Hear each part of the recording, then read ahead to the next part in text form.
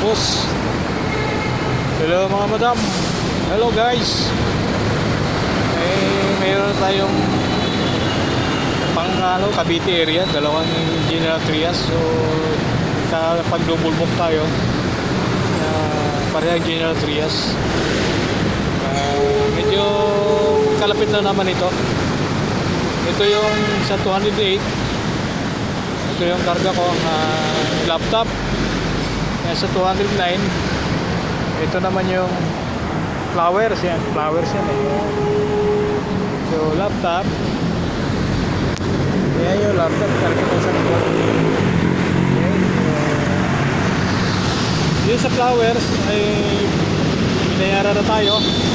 Binigyan tayo ng 350 instead na 300 ano lang, 309 at 109.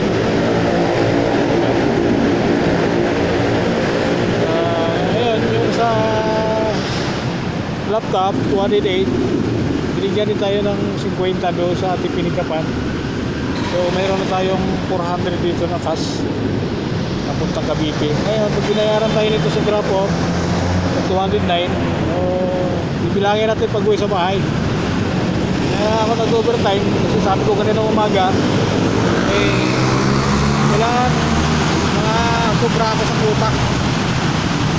Sobra ako sa 1,000 kasi kailangan padala si mother ko kanyang pabili na maintenance. Kaya nakarating ako ng maayos. Ayan ang Panginoon, maipasin ko kagad sa Gcash para kay Irma. Okay, so let's go. Punta na tayo sa General Trias. Nandito pa lang tayo sa Quirino Avenue Extension. So yun lang, taga lang, mahalaga makarating ng maayos. Okay,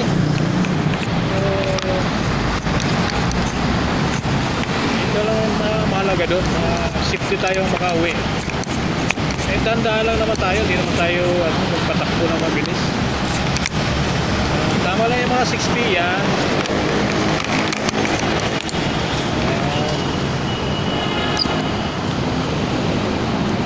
Okay,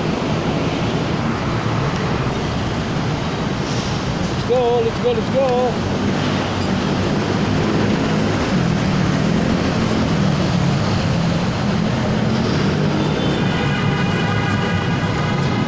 Balik tayo na 50, 60. Yung mga pitak ko ngayon. Hindi tayo mag-ras. Gabi na. Nagawa ko rin yung aking ilaw. Pinalawak na kasi yung switch. Yung dahilan na namatay. Okay.